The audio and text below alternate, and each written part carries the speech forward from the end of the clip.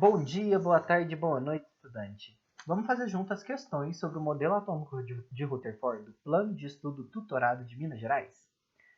Bora lá. A primeira questão é da ESPM de São Paulo e ela fala o seguinte.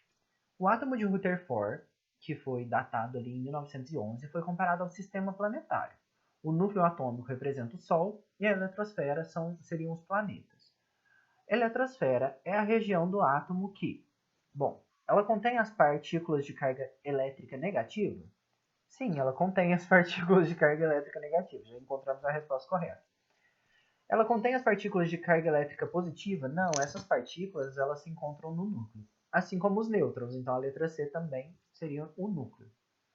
Ela concentra praticamente toda a massa do átomo? Também não, esse seria o núcleo, como já expliquei no vídeo anterior. Vou deixar nos cards para vocês verem. E ela contém prótons e nêutrons. Todas essas outras opções seriam o núcleo, ok? A questão número 2, da UFMG. Na experiência de espalhamento de partículas alfa, conhecida como experiência de Rutherford, um feixe de partículas alfa foi dirigido contra uma lâmina finíssima de ouro, e os experimentadores, Geiger e Marsden, observaram que um grande número dessas partículas atravessava a lâmina sem sofrer desvios, mas que um pequeno número sofria desvios muito acentuados. Esse resultado levou Rutherford a modificar o modelo atômico de Thomson, propondo a existência de um núcleo de carga positiva de tamanho reduzido e com praticamente toda a massa do átomo.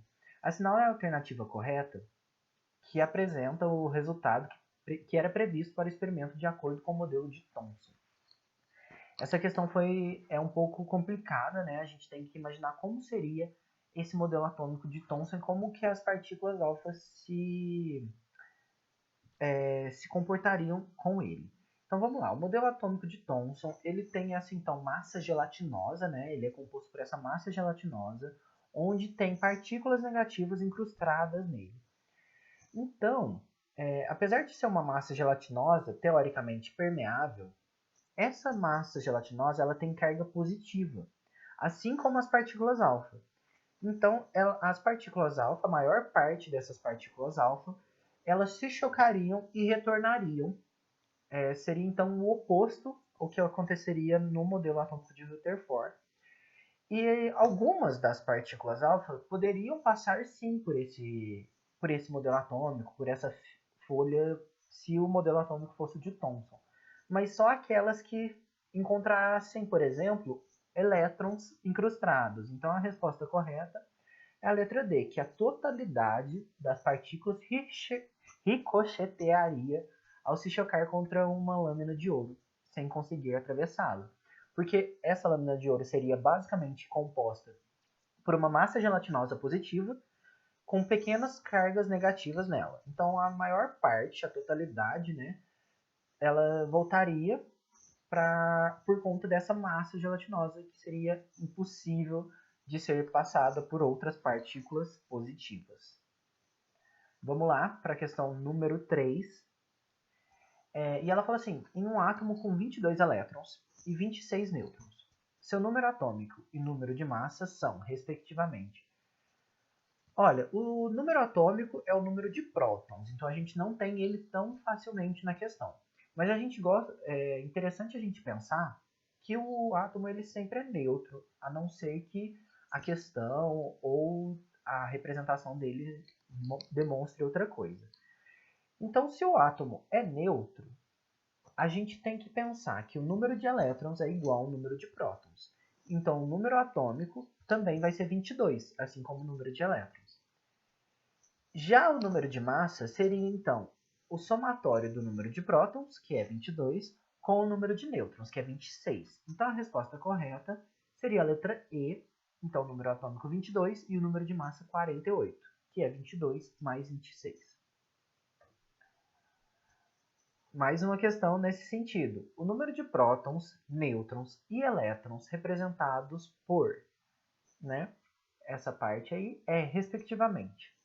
Então, o número de prótons ele vai ser sempre colocado embaixo, né? Então, é 56. Então, temos três alternativas, A, B e C. O número de nêutrons, a gente tem que fazer 138 menos 56.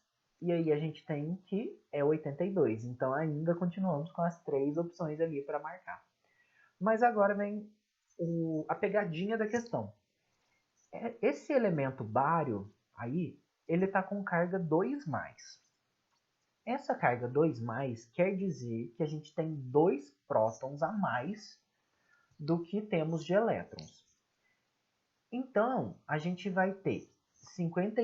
Se o átomo fosse eletricamente neutro, teríamos 56. Mas esse elemento bário, né, esse cátion aí, ele perdeu 2 elétrons. Então, por ter perdido 2 elétrons, temos 54 elétrons. Então, o número de prótons é 56, o número de nêutrons é 82 e o número de elétrons é 54, por conta da carga desse elemento, desse átomo em específico, tá? Por último, temos a questão número 5, que pede para citar a principal diferença entre o modelo atômico de Dalton, Thomson e Rutherford. Essa eu vou deixar para vocês, mas vou deixar uma dica. Tem a ver com as cargas, com as partículas elétricas, ok? Então, vou deixar essa para vocês como atividade e vou deixar também outra frase do Ernest Rutherford. Não está na natureza das coisas qualquer homem fazer uma descoberta súbita e violenta. A ciência vai passo a passo e cada homem depende do trabalho de seus antecessores. Ernest Rutherford. Assim como Rutherford tinha alunos para ajudar ele nessas experimentações, assim como ele já conhecia o modelo atômico de Thomson, o modelo atômico de Rutherford, ele percebe esse desenvolvimento científico não como uma coisa instantânea. Aquela ideia de que um cientista faz um experimento e grita eureka para o mundo não existe. Tudo isso vai passo a passo com as ideias e os ensinamentos de pessoas que vieram antes desses cientistas. Beleza? Então, se você gostou, deixe seu like, comente, deixe suas dúvidas, entre em contato comigo, compartilhe com seus amigos, principalmente aqueles que também estão estudando pelo PET. Até a próxima aula e tchau!